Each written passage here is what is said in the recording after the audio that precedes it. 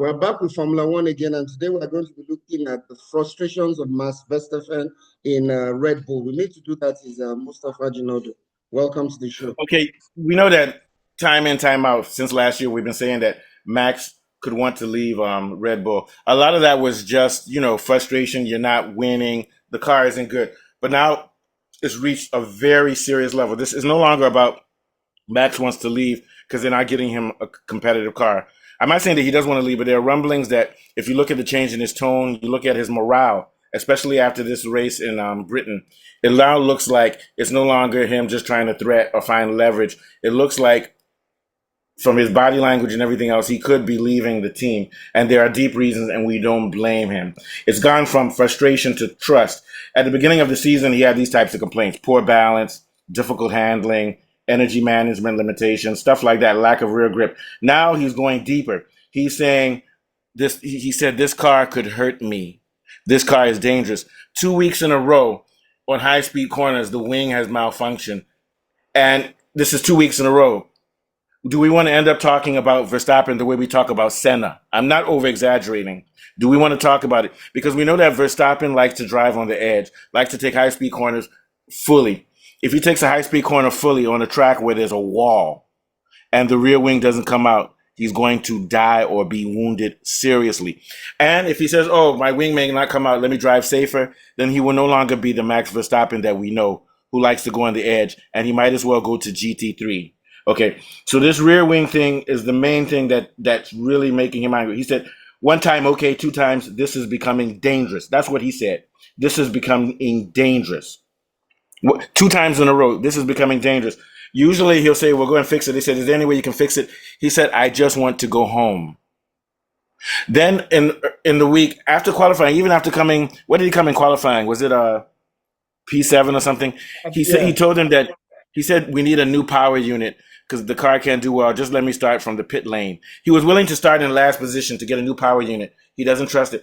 After the race, a commentator said Red Bull overrules you and they didn't give you your new power unit. He said, please don't ask me that question. That's the tone of someone who's done. Lauren McKee came out, the leader of the team, and said, Max is right. We need to do better. This is clearly, and my concern, I'm a Max fan. Forget about him losing. If Max, who we know pushes the car to the edge, has another rear wing collapse coming into a high-speed corner with a wall, once again, you'll be talking about him the way we talk about Senna. We know that Max says he doesn't want to drive Rally because he thinks it's too dangerous because he could crash into a tree. Now are we beginning to see that Max may be tentative in this car because he doesn't want to know? They have another problem with electrical surges, which put torque into the rear, and it doesn't happen. Max has been saying this car is undrivable. People say he's being a prima donna. When he's saying it's undrivable, he means I don't know when there's going to be an unexpected surge in torque.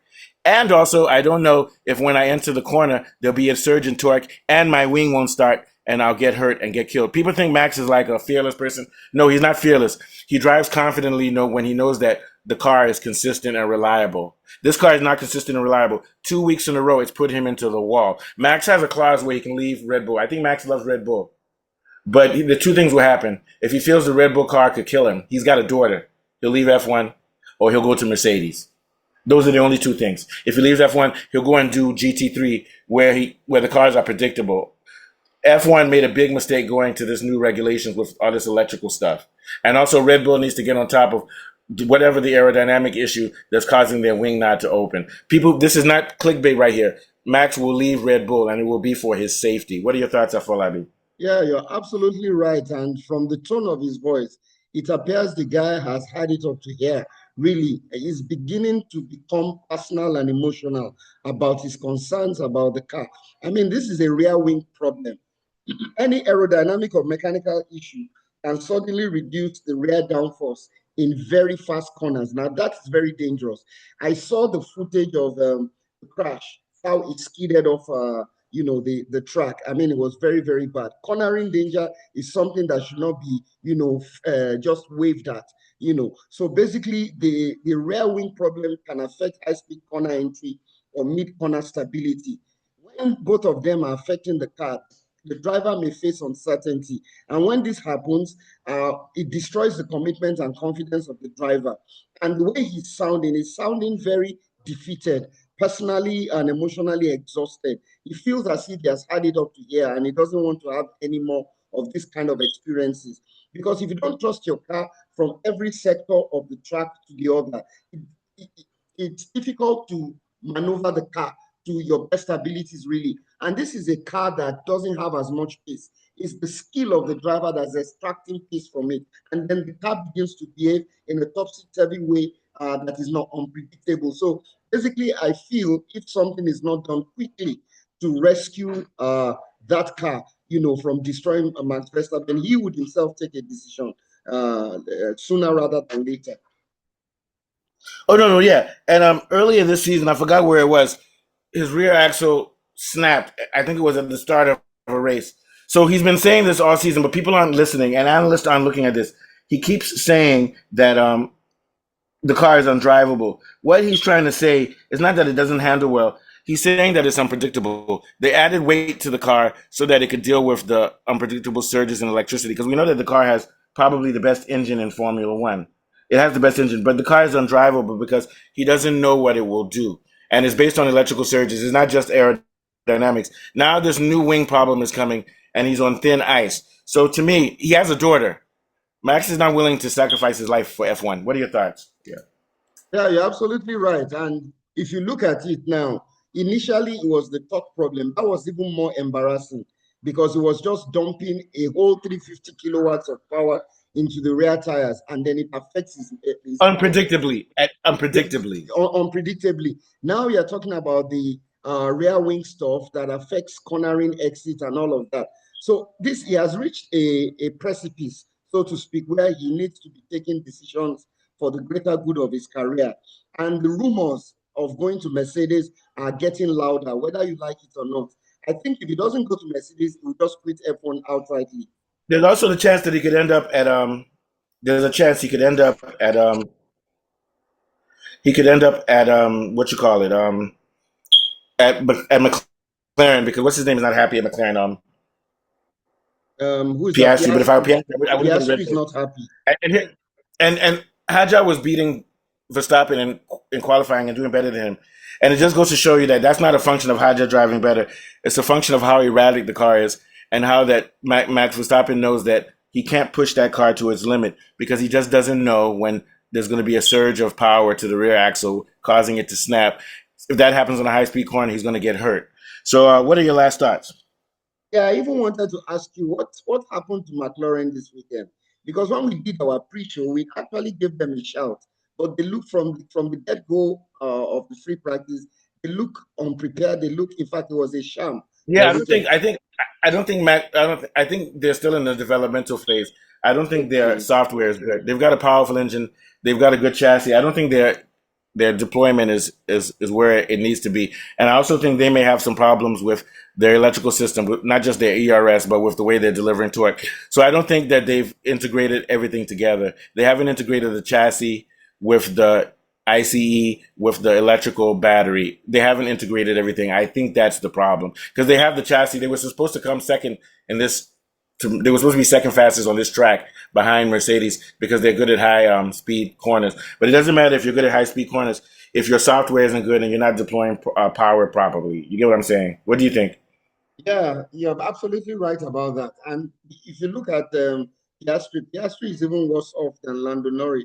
Now, Lando Norris is still trying at least to get in among, the top places, but Piastri looks, ridiculously off pace this season. I don't know what's happening to that guy. It might be psychological. Yeah, Piastri is stale too. He's not driving well. He's not. I think he's like giving up. I think last year broke him because it's very clear that last year they undermined him to give that championship to Norris. And I don't think it's hard to that anyway. No matter what he does, he's simply not as appreciated as Lando Norris. I think he wants to leave, and I wouldn't blame him because you know what? It's better to go to a team that, even if it doesn't have a good car, if you know that you're on a team where it's fixed in and all the dice are loaded towards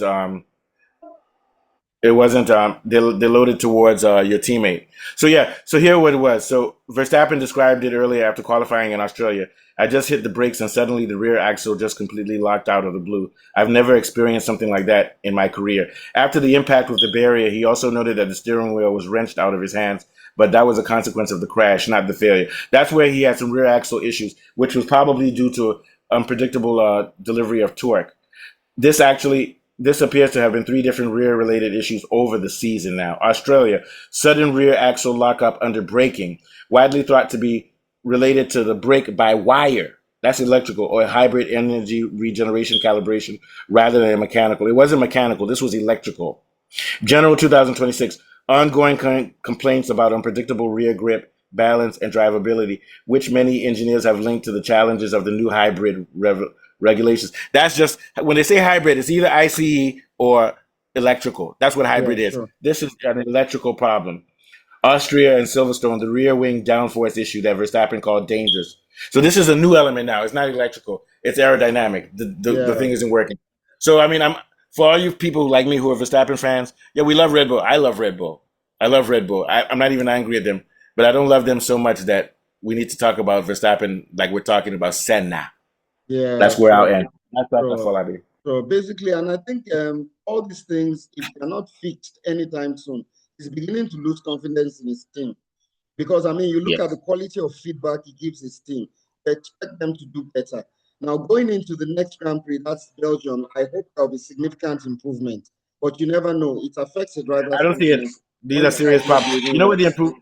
They're gonna have to go backwards, which means they're gonna have to make the car generic, like a Williams car, to be safe and predictable. So Yeah. he'll be safe, but the car will be slow as They will molasses. sacrifice something to do that. They would have to Yeah, sacrifice something to do that. yeah.